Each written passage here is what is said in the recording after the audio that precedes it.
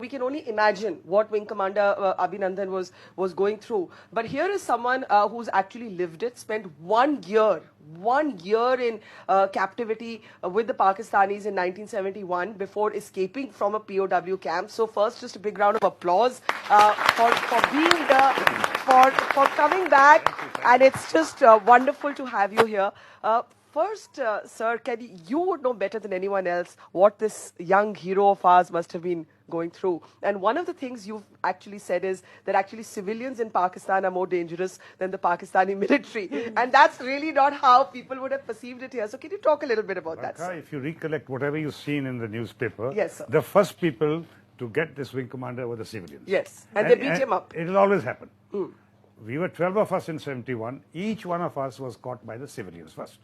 Because in the subcontinent, the number of people that live on the ground, you have no chance of coming down with a parachute and not being detected. Especially in the plains of Punjab, Rajasthan, Haryana, or even J&K and all this. So the moment there's noise, aeroplane exploding, ejection seat firing, these are all very noisy things. And people look up and immediately see a parachute coming down.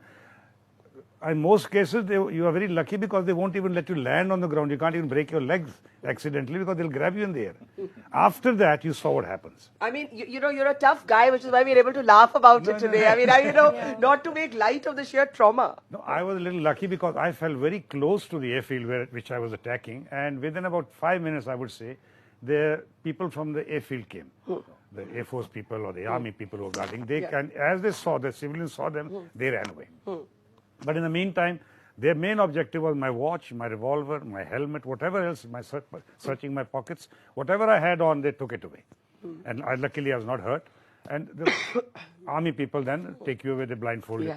But my point, I want to bring a point here, Barka, is that we lost, I think, 35 or 36 pilots during 71. I'm very sure in my mind that at least 4, 5, 6 of them must have been killed by the civilians. Really? Definitely. Now, you tell me, this boy in that pond or lake or little rivulet, whatever it was, what does it take for one man to swipe at his head with a danda? Or put a sickle into his stomach? Nothing. There's nobody stopped. He's very lucky those soldiers came. I've also seen it. The soldiers came, immediately started saying, hatto, hatto, hatto, hatto. Because the army, I want to emphasize here, the army has the discipline. They know the value of a POW. They've been taught little bit here and there. Jinda pakad ke lao, kaam ka hai usse. But to use it as leverage in their minds. Civilians, mind you, civilians. And I hope I don't ruffle any feathers here. In the Pakistan psyche, there is a great hatred for Hindu. I want to say this. In 71, when we were POWs there, very often we were told, what is this? Hindus have never ruled India. It used to be the Mughals, then the Britishers took over. What are these people doing? We were told on our face. But we had no way, just keep going, things like that. But the civilians there hate the Indians. In their school textbooks, there are chapters on hate India, hate Indians. Very clear, we've seen that. They used to show it to us.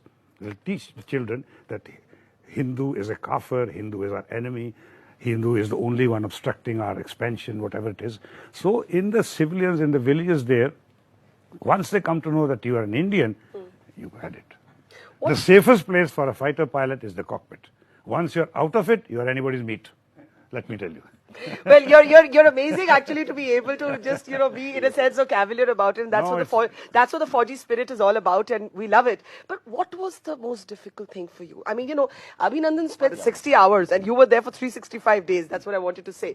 And I'm saying that you were there in the age before social media. In some ways, while these videos were terrible, they also guaranteed his safety because the world could see he was there.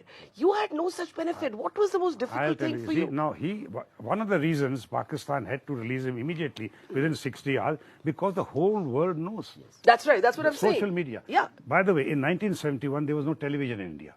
Yeah. Okay. Now, forget social media. There was no television. There was no television in India. Pakistan had television. And the border villages along Amritsar, Firozpur, Gurdaspur area, they used to watch Pakistan programs.